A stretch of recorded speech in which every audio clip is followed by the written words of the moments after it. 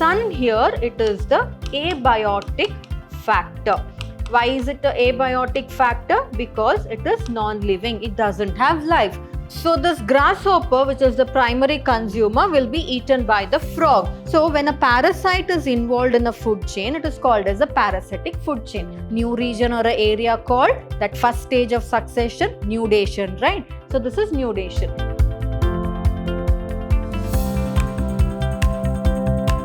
Hello everyone, a warm welcome to today's session on Environmental Studies for second semester BBA. I'm Dr. Divya, Environmental Studies faculty, Vidhyaashram First Grade College, Temple of Excellence, MYSURU.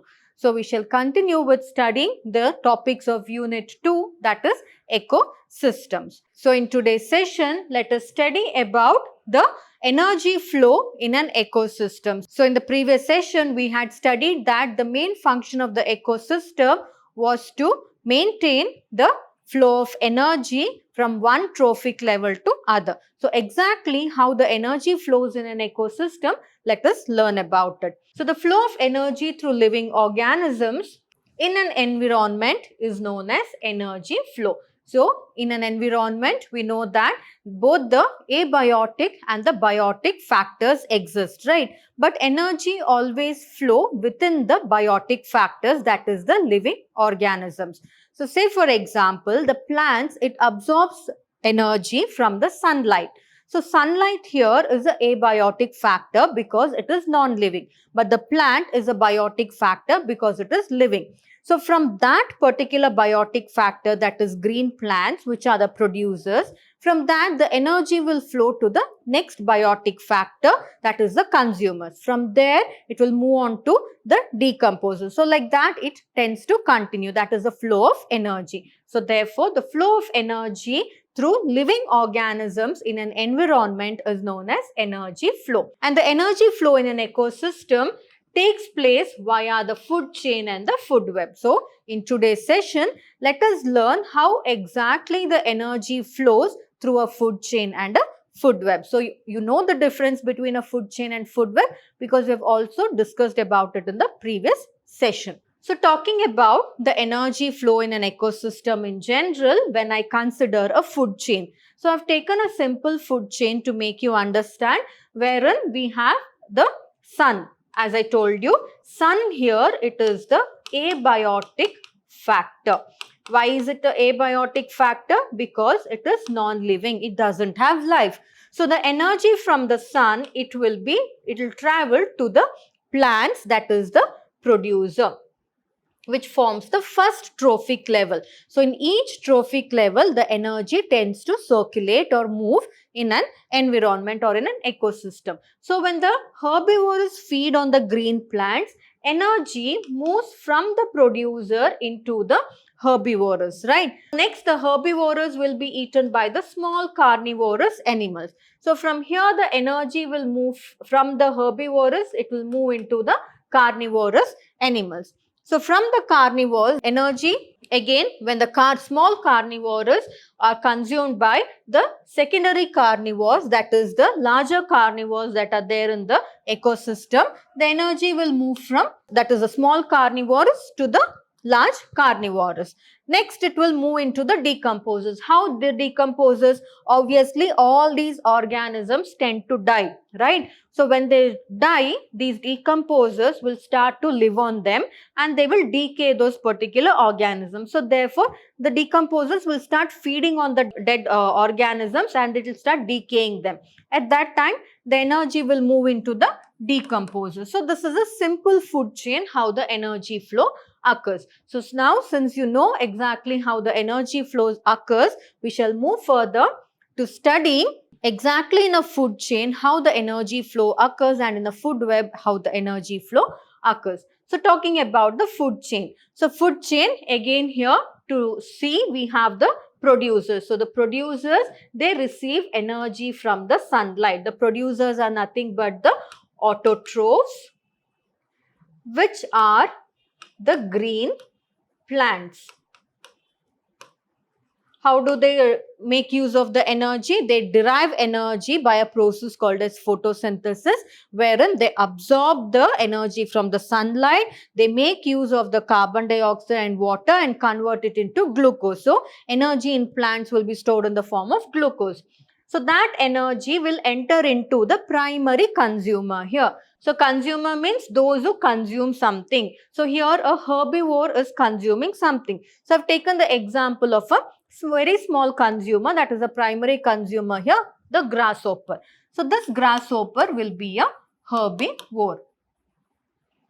Herbivorous. So, this grasshopper, which is the primary consumer, will be eaten by the frog. Therefore, the frog will be the secondary consumer, which is a small carnivore here.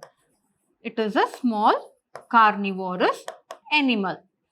Next, the secondary consumer will be eaten by the tertiary consumer, which is a large carnivore, as I can say. It is a large carnivores. Now, these large carnivores will be eaten by the hawk or the eagle, right? They will form the quaternary consumer, or we can call it as a final consumer, or we can call it as the quaternary consumer. So, here this quaternary consumer is usually a omnivore. Why it is a omnivore? Because this quaternary consumer, it can also act as a secondary consumer, right? Why? It can even feed on the grasshopper and it can even feed on the frog as well. Now, if I draw it like this, it will be called a food web. So, I want you to understand the difference between a food chain and a food web. Food chain means simple, in one stretch we will draw the diagram wherein one organism will be eating the other. But here now we all know that the hawk, it will also feed on the producers. It will also eat fruits, right? It will also eat fruits. It will also eat the insects. It will also eat the other carnivores, and it will also eat the tertiary consumer. So now all these are eaten by the hawk. Now a web is being formed here. So that is food web. So that is the difference between a food chain and a food web. So here, since I am talking about a food web, I'll not consider the hawk eating the producer, the grasshopper and the secondary consumer. But I'll only move in one particular direction, that is in a clockwise direction, wherein the producer will be eaten by the primary consumer by the secondary consumer by the tertiary, and the tertiary by the quaternary. That is the hawk which I have taken as an example. Now, here also again the hawk will die, right? So, when the hawk dies, what happens? They will end up in the soil, right? So, every dead organism will end up in the soil. So, on this, the final consumer, that is the decomposers, will start growing. Now, these decomposers will start feeding on the dead eagle that is there, or dead hawk that is there. So, therefore, energy will move here. So, this is how the food chain will form. So, next here, as I am telling you, the energy is moving from an abiotic factor into a biotic factor. So, the energy now is in the plant in the form of glucose. That energy will move into the grasshopper. Next, the energy will move into the frog when it feeds on the grasshopper. Next, it will move into the snake when the snake feeds on the grasshopper. Next, to the hawk. So, like this, the flow of energy is occurring from one organism to another in different trophic levels here. So, this is how energy flows in an ecosystem in a simple food chain. So, now here I want you to know that now I have drawn different arrow marks here. That will be a food web. Similarly, here also, these will also die. So, the decomposers, it will add on to the decomposers. These will also die. This will also die. Even the plant will also die. Now, can you see how many arrow marks I have put? So, therefore, it will become a food web. So, that is the difference between a food chain and a food web. So, this is a simple food chain where the energy flows. Next, food chains, they are usually of three types, that is grazing food chain, parasitic food chain and detritus or saprophytic food chain. So, let's study about each of these, taking an example how energy flows in each of these food chains. So, grazing food chains means usually they are found in the grasslands, wherein here we have the producer, that is the green plant. The producer will be eaten by the consumer, wherein the energy will flow from the producer to the consumer. Next, the consumer, which is a herbivore, herbivorous animal, it will be eaten by the carnivorous animal. That is the primary carnivorous animal. This primary carnivorous animal, into this also energy will flow now. So this primary carnivorous animal will pass on the energy to the secondary carnivorous, which is a snake here. Secondary carnivorous because the snake will feed on the frog. Now the frog will be eaten by the owl. So this is a simple grazing food chain that I have taken as an example. So in a simple grazing food chain, the energy flows like this systematic manner from one organism to other in the trophic level. Now the same thing we have represented here in different trophic level. So what did we take?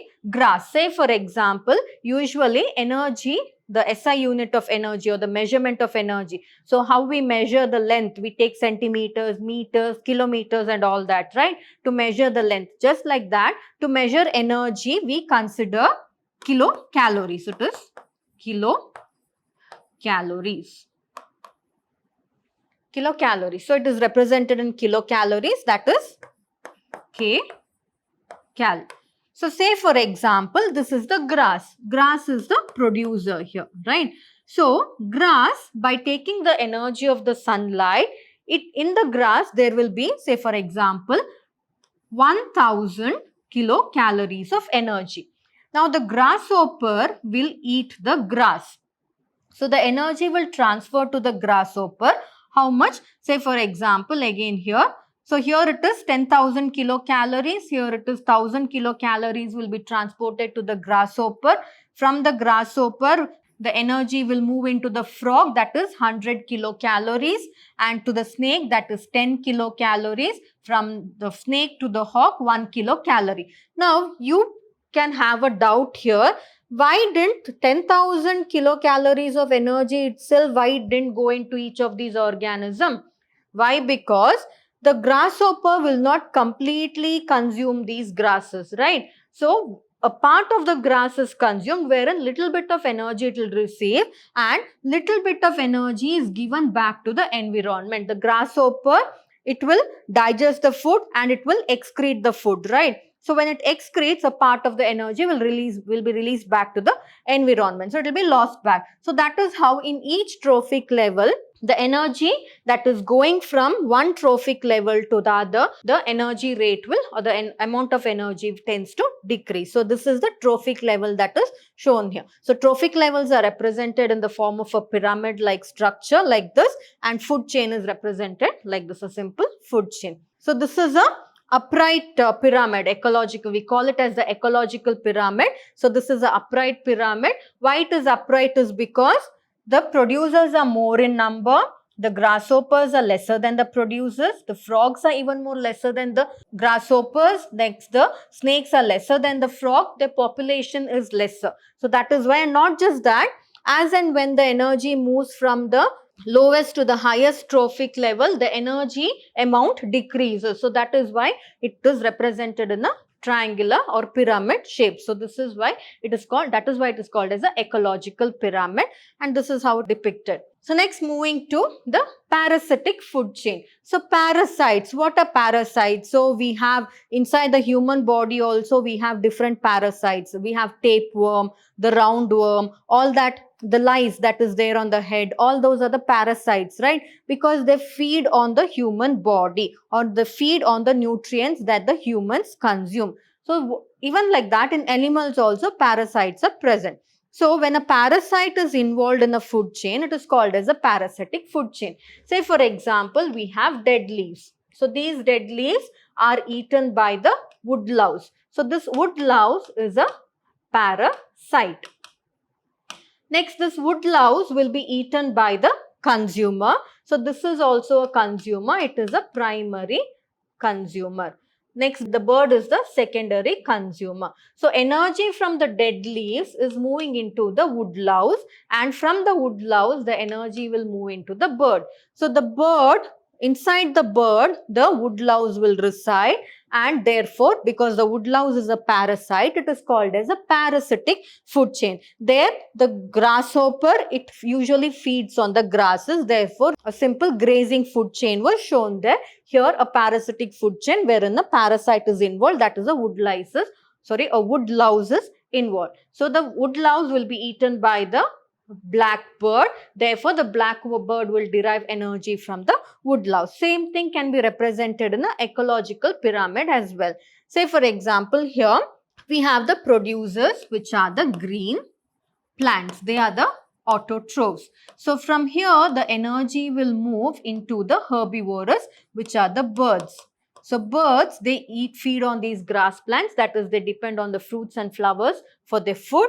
These herbivores will be eaten by the parasites. That is, when they die and decay, they will be eaten by the parasites, or in their intestinal part, or inside their body, the parasites will be residing or will be present, wherein they are feeding on the birds. So the energy will move to the parasites from the birds. Here, from the green plants into the birds, that is the herbivores.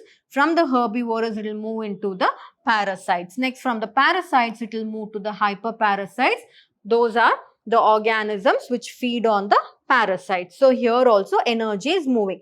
Now you can ask me, why is this pyramid ulta? This is called as a downright pyramid. Earlier one that we showed was an upright pyramid. This is a downright pyramid. Why? Because here green plants, more than the number of green plants that are there, the consumers, that is birds, are there. Population number I am talking about, it is more.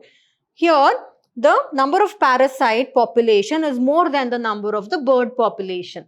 Here the hyperparasite population, say for example the microorganisms, they are billions together of microorganisms that are present, right? So number of hyperparasites population is more than the parasite. So that is why, based on the population here, the pyramid is downright. It is not standing upright like a normal ecological pyramid. So that is the difference between the two types of ecological pyramid, wherein based on the number of population in a particular area, geographical area, the pyramid is set here.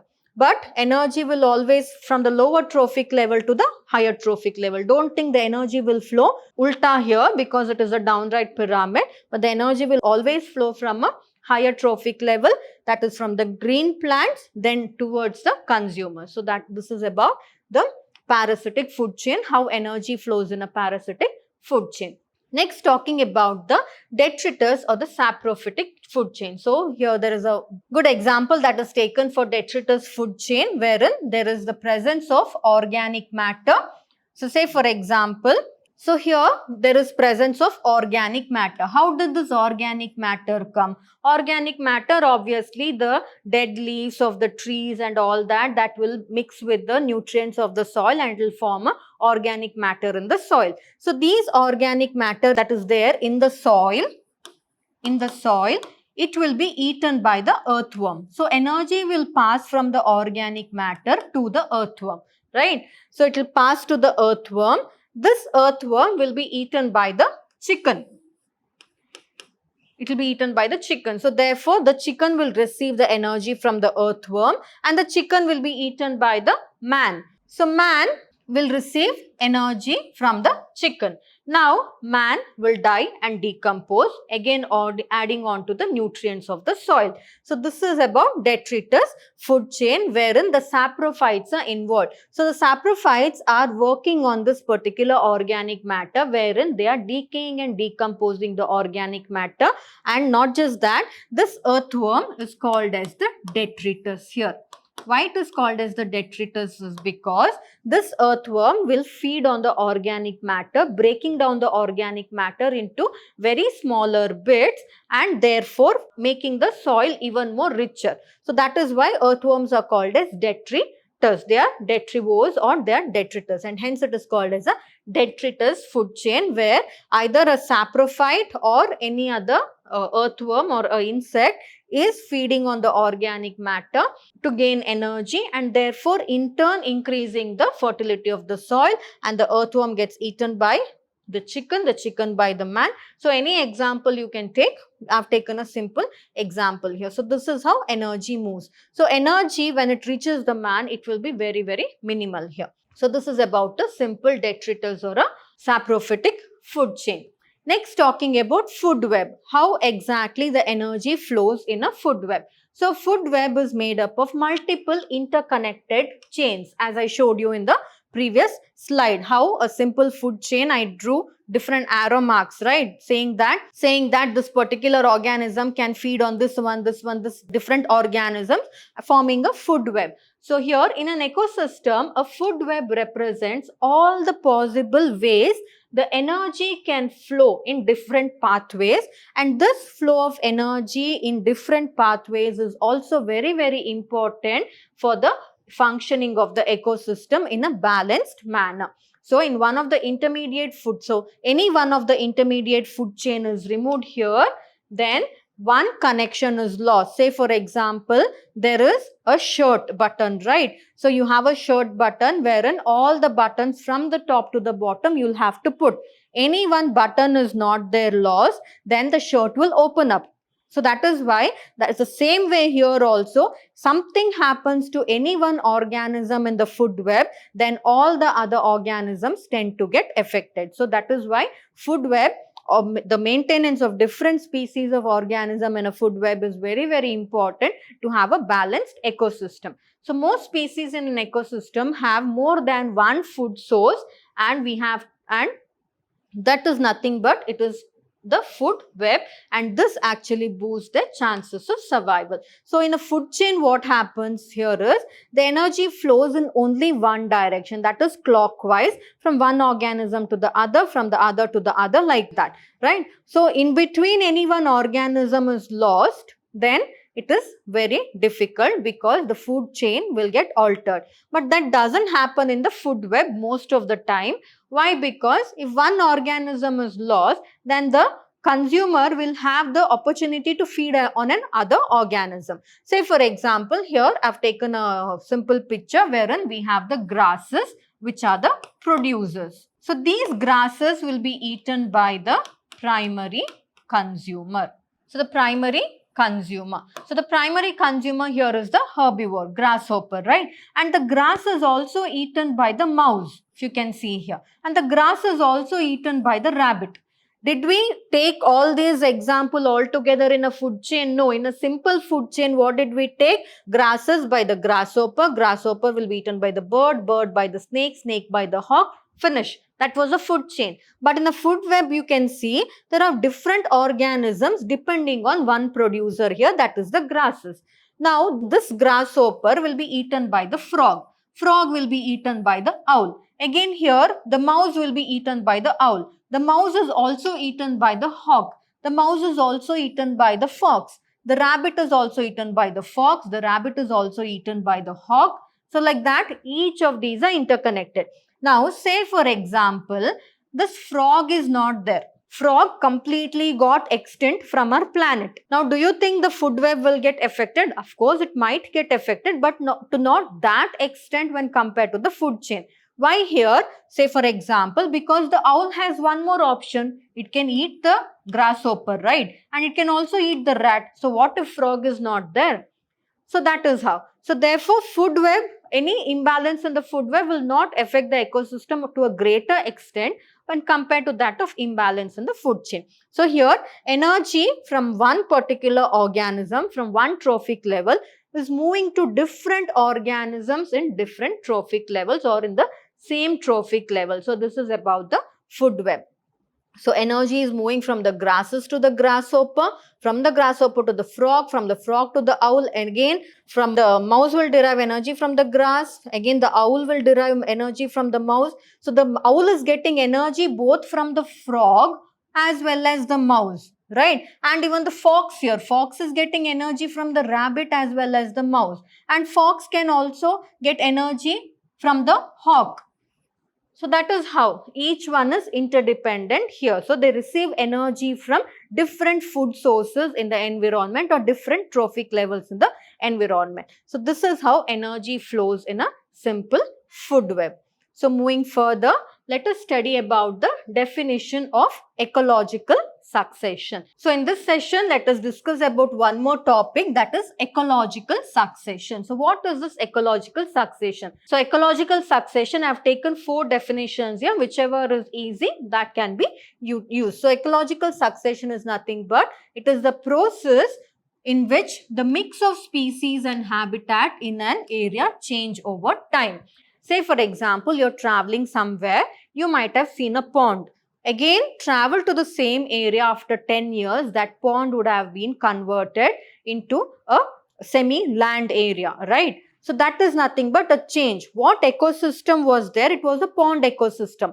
That pond ecosystem, over a period of time, it got converted into a land ecosystem or a terrestrial ecosystem. So that is nothing but ecological succession. Any change that occur because of the mix of species and habitat in an area, they change over time. That is nothing but ecological succession. Or we can also say, so here, say for example, gradually these communities replace one another until a climax community like a mature forest is reached, or until a disturbance like a fire occurs. So here changes can occur, right? Why changes can occur? Sometimes what happens, it will be just a pond, but over a period of time it will get converted into a land, and wherein the forest will start to grow. That is ecological succession. Or sometimes what happens, that forest again, because of fire or something, that forest get burns down and it will get converted into a grassland. That is ecological succession. So any change occurring in the ecosystem related to its species or related to its particular habitat over a period of time, it is called as ecological succession. So ecological succession is also, it can be defined as the process by which the structure of a biological community evolves over time. So what type of biological community? Aquatic community can become a terrestrial community. A terrestrial one can be, or a forest community. A forest community can become a grassland community. So that is how it tends to change over time. One more definition for that: ecological succession is the steady and gradual change. It is a slow and a gradual change in species of a given area with respect to the changes in the environment. So sometimes because of the changes in the environment also, ecological succession can occur. Say for example, sometimes a well fertile land with lot of plants can get converted into a desert land. So that is also ecological succession. So anything, earlier it was some kind of habitat, it got converted into a different kind of habitat in the environment. So all this is ecological succession. So let's study about the stages of ecological succession. The ecological succession, how exactly it occurs, what are the different steps involved in ecological succession. So it is studied usually in 5 stages. One is nudation, the next is invasion, then comes competition and coaction, then comes reaction, and then comes stabilization, which is the climax community. Climax, how movies have a climax, right? Means the end of the movie. Like that, here also ecological succession will have an end. It will come to a stop. After that, it will not change. That is a climax community. So here this is nudation. So this is nudation. Then after nudation, we have invasion.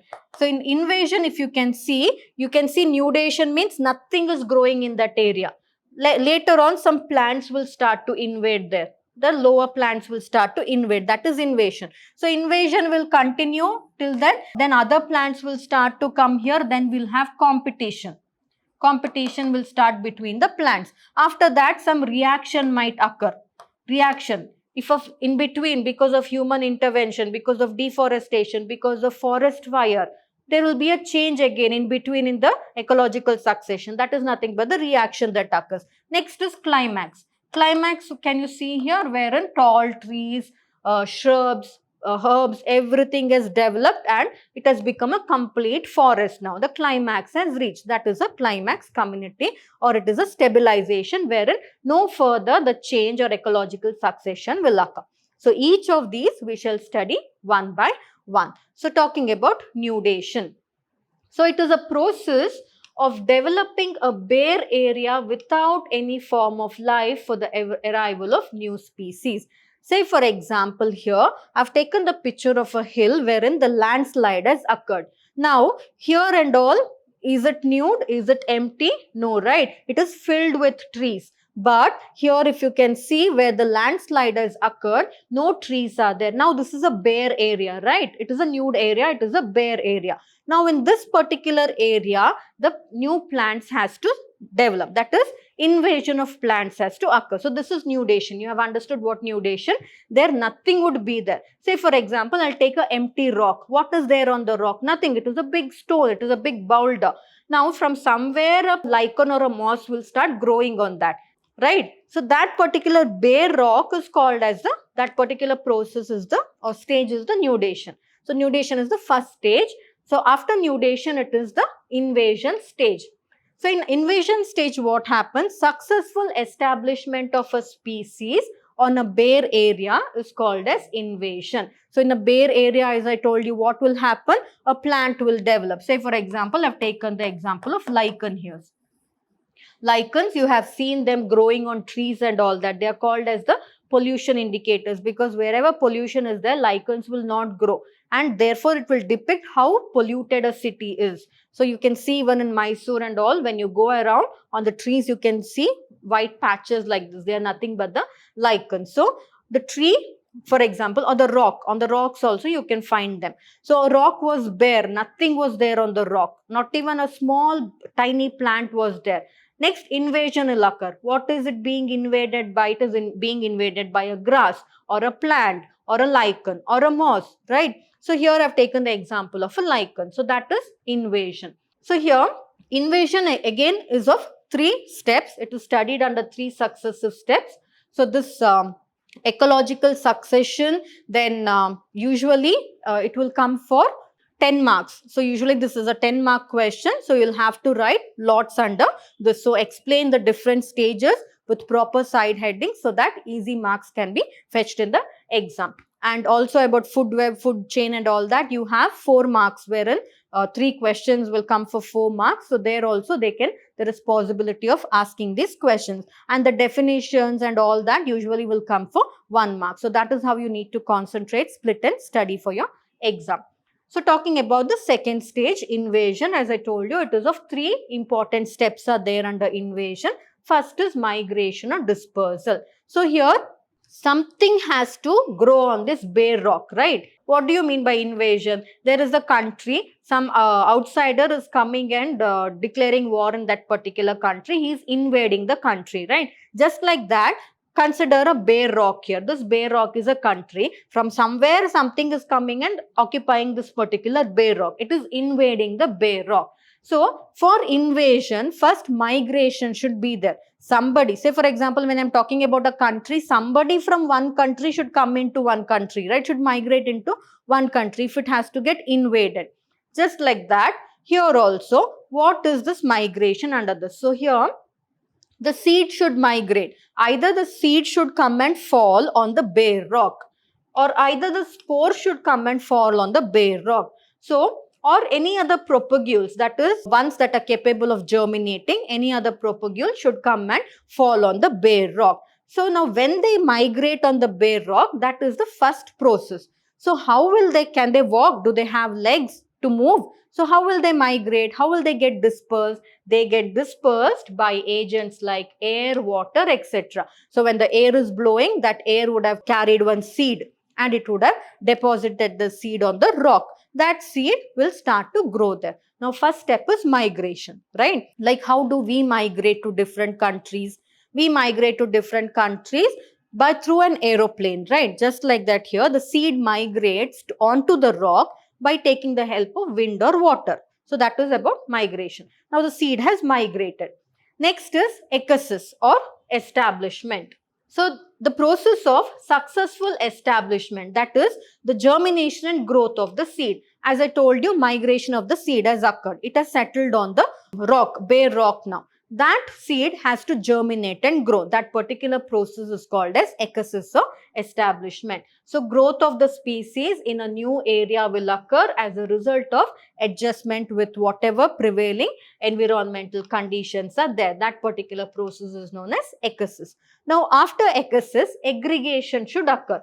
One plant will get formed. From that one plant, the same plant cannot spread on that rock. That is aggregation, means groups of plants will start to develop on the rock. So after ecosis, the individual of species of plant will increase their number, or they will multiply by reproduction, and they will start to aggregate or form groups in a particular area. So what are the three stages under invasion? We have migration, wherein the seeds migrated and came and fell on the rock. Then we have establishment, ecosis, wherein the particular seed germinated and developed into a plant. Now that plant, next is aggregation step, wherein that plant will again reproduce to produce multiple number of plants there. These are the three steps of invasion. Now that bare rock that was there got invaded by the plants. So that was invasion. Next, after invasion, competition and coaction is the next stage in ecological succession. So competition and coaction. So as the species aggregate, as they tend to form group on the bare rock at a limited space, there happens competition, mainly for space and nutrition. Now, say for example, the rock is so small, right? So when it is so small, or imagine a rock that is of this size, from somewhere the seed migrated and fell on the rock. Now the seed germinated and it formed a plant. Now one plant is there, right? That plant will reproduce and it will form many number of plants on that rock. Now when many number of plants are there on the rock, won't competition exist? It is just like how the population of a country is increasing and there is competition for job. You go for a job, earlier less competition because less number of students would have graduated. But now more competition because more number of students are there, more number of graduations are there. So that is why. So there is competition between the job seekers. Just like that here also, in this small space, when many number of plants starts to develop, there will be competition between the plants for nutrition, for space and all that. So that is nothing but competition and coaction. That is the next step. So secondly, the life process of one individual is affected by the surrounding species in various ways, which is known as coaction. So this competition, again here, you're going for a job. There is many competitors for you for that job. In that, will everybody get the job? No. Those who are capable, those who are fit will get the job, right? Others will be rejected. Just like that here also, after competition, that is many plants are growing, they will be competing for space. Those plants which are fit and capable of competing very well, they will survive and the others will get perished there. So that is coaction. So the species which are found unable to compete with others will get discarded or will get eliminated from the environment, just like how a person will get eliminated from a job when there is lots of competition or when there is lot of eligible person than him. So that is the same thing happens in environment as well. So this is about competition. So here I have taken the example of a small pond wherein lots of hippopotamus are there. Can you see there is no proper space also for the hippopotamus to move around because large number of hippopotamus are there and there is no enough space for them. So this is competition and coaction will start. They'll start to fight with each other. In the fight, one might die or get injured and later die. So all that will occur. So this is nothing but competition and coaction occurring. So this is the third stage in the ecological succession. Next, fourth stage is reaction. So the species present in an environment, they tend to constantly interact with one another, causing modification. That is true, right? Are we the only ones living in the planet? No. There are different thousands together of plant species, thousands together of animal species, and always we interact with the plant and then animal species in nature, right? So therefore, this interaction with different species in an environment or an ecosystem brings some modification in the ecosystem. That modification is nothing but reaction. So the mechanism of modification of the environment through the influence of living organisms, it is known as reaction. So reaction usually brings about a change or it induces a change in the soil composition, it induces a change in the water content and also the light organism on it, and this is also known as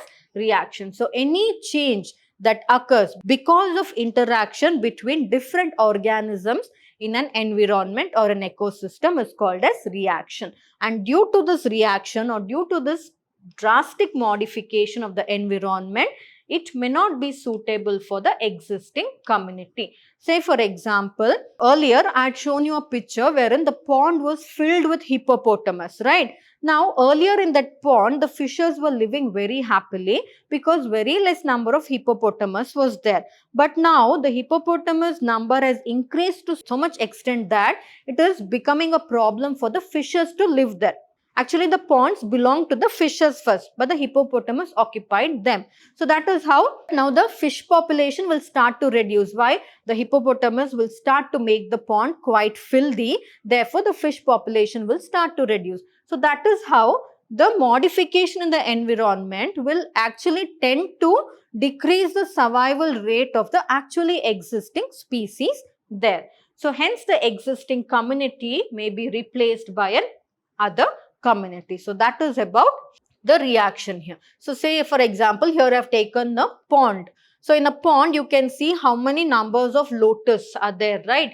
These lotuses, as and when the years increase, they will increase in number. And when they die and decay, what will happen? They'll add on to the sediment or the soil content in the pond or the lake. Now, when soil gets added, what happens? Grasses will start to grow. When grasses start to grow, the shrubs will start to grow. The herbs will start to grow. And finally, this tree will start to grow. Therefore, the complete pond will get converted into a land. So, that is how it occurs.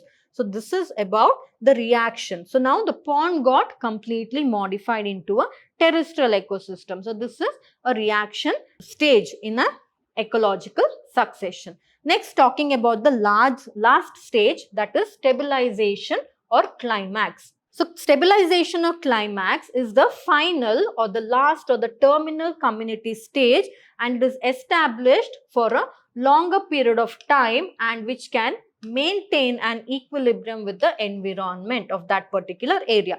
Why? Because once a climax is reached wherein a complete forest has been formed, now no changes will occur because it has become stabilized. So it is a permanent environment. No changes will occur there unless a forest fire occurs or unless because of human intervention. Otherwise, no changes will occur. Therefore, it is a stabilizing community or a stable community or a climax community. So, this community is known as climax community and the stage is called as the climax stage. So, this is the last stage. Now, because you know about these 5 stages, it will be easy for you to study the 2 types of successions, ecological succession, that is primary succession and secondary succession. So, make a note. This is one of the questions that can appear for 10 marks in the exam. So, next let's study about the types of ecological succession. So, usually there were 2 types of ecological succession, but apart from that there are also 2 more that is added.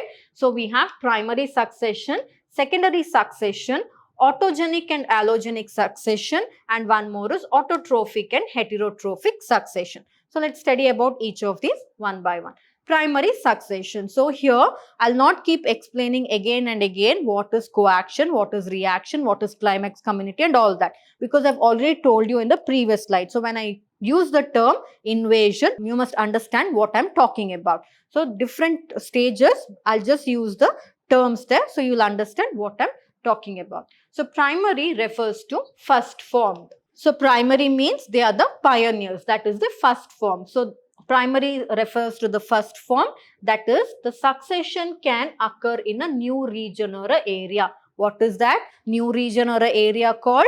That first stage of succession, nudation, right? So, this is nudation, which has not been previously inhabited by any of the organisms. Say for example, a barren rock, a barren sand dune and areas where lava has flown. So, all there lava, that is when volcanoes erupt and the lava flows, right? That molten hot lava that is there, it will completely destroy the plant community and it will make that area rocky. It will get filled with lava rocks, right? There no plants will grow. So, that is a barren area. So, first primary succession means the land was completely bare. Nothing was there on that. Nothing, no plant, not even a single small grass, nothing was there. It was only complete bare area. Now, on that bare area, if one plant grows on it, it will be a primary succession because on these pioneer or first form species develop such as mosses or lichens. And these mosses or lichens Next, how in primary succession, the further stages of succession will occur. So, development of mosses or lichens means it will be which stage? It is nothing but the invasion stage, right? Invasion stage. Next, after invasion stage, what will happen? We'll have coaction and reaction. So, in coaction and reaction, when they that is in invasion itself, we have different stages, right? That is migration, then we have aggregation and all that. Now these, when they die and decay, they form soil on the bare area.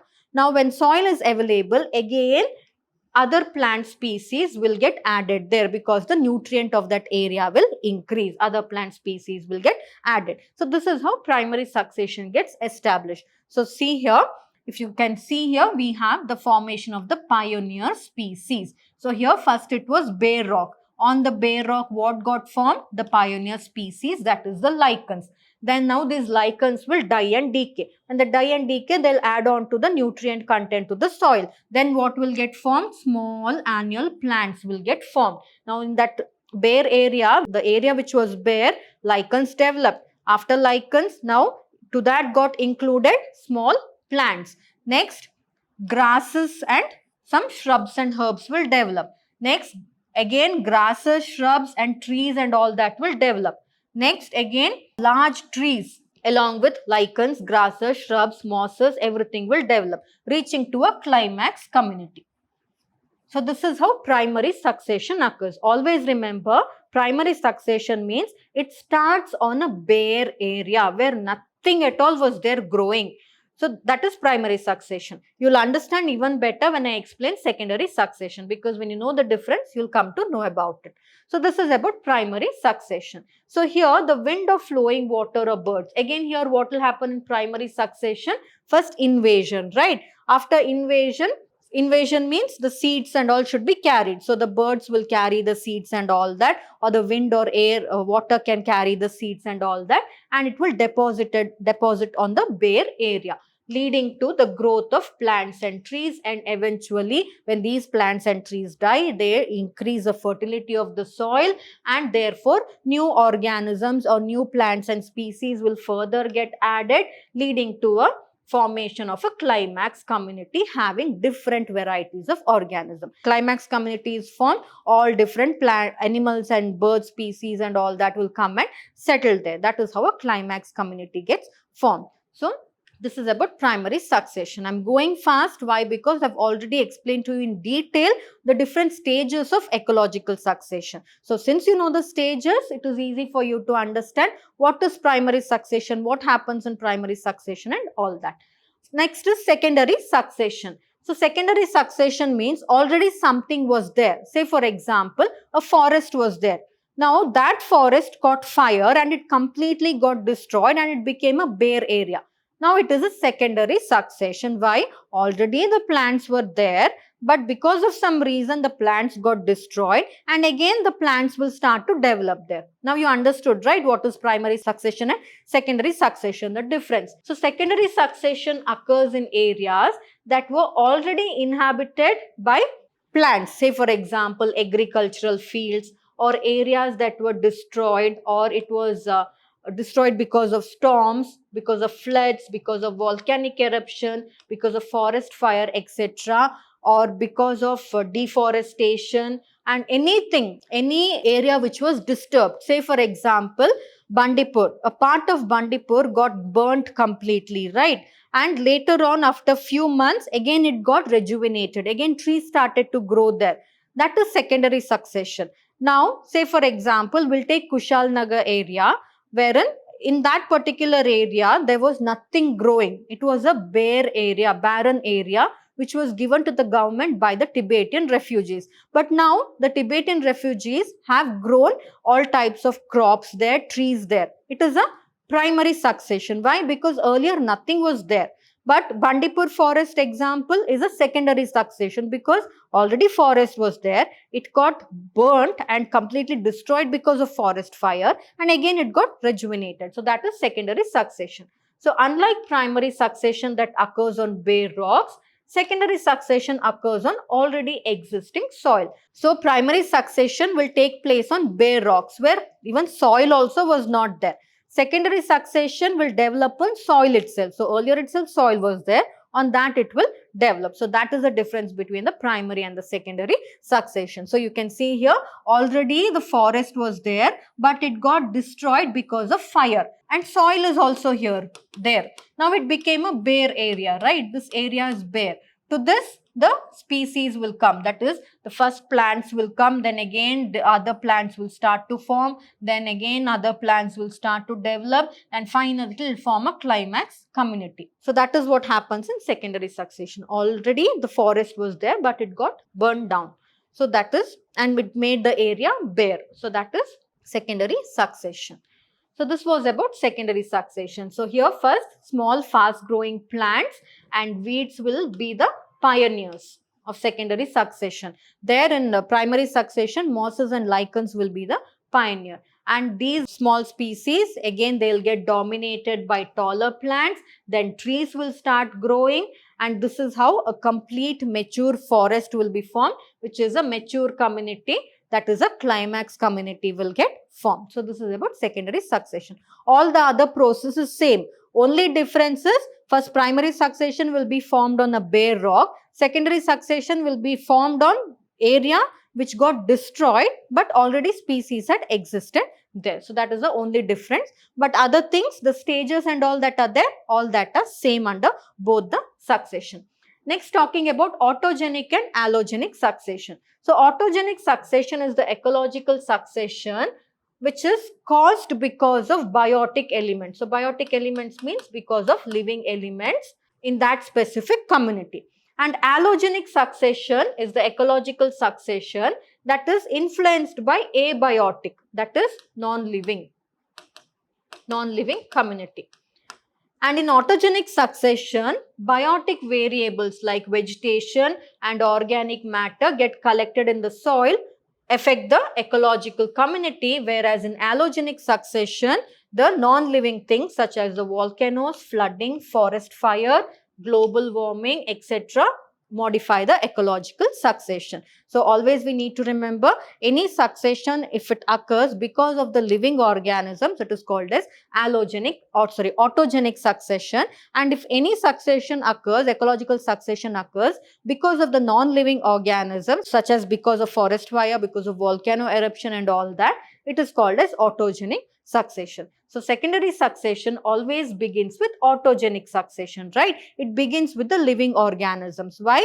Because first the trees were there, they got burnt. So forest fire is allogenic. So first trees were there, that is autogenic. Forest fire is allogenic. So first trees were there, it got burnt by the forest fire, and then the other species start to develop there. So that is secondary succession, therefore always begins with autogenic succession, and primary succession always begins with allogenic succession. Why? Because primary succession occurs on rock. Rock is a non-living thing, right? So that is why. Then the autogenic succession will take place. So first allogenic succession and then autogenic succession in the case of primary succession.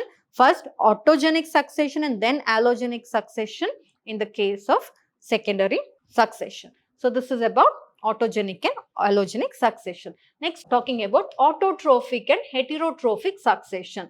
So autotrophic succession refers to succession in which the green plants are abundant, because green plants are the autotrophs, right? They are called as the autotrophs, which are capable of synthesizing their own food. So if the succession occurs by the green plants, it is called as autotrophic succession. And heterotrophic succession means if the succession occurs by the heterotrophs, that is the organisms that feed on the green plants, that is the herbivorous animals. And in the area that exists in the middle of the vast continent, the succession would occur more quickly. And this is because all the pollen grains or seeds of plants from various seers would reach this location much faster. They would establish and eventually result in a climax community. So always the first succession, the succession is autotrophic in nature. Then it becomes heterotrophic because first the herbivorous cannot get formed. Why? Because the herbivorous need plants to survive. So that is why first plants need to get formed. First autotrophic succession should occur. Then the heterotrophic succession should occur. So that is how that particular succession is called as autotrophic and heterotrophic succession. So these are the different types of succession, among which primary succession and secondary succession are the two important ones that you need to remember. So this was about this particular session. In the next coming session, let us case studies of the following ecosystem. So understand these following ecosystem and the contribution of different people towards the ecosystem by taking few case studies, wherein we'll consider the case studies of forest ecosystem, grassland ecosystem, desert ecosystem and aquatic ecosystem, under which we will study pond ecosystem, lake ecosystem and different ones. So this we shall learn in the coming session. So we shall meet again in the coming session. Thank you.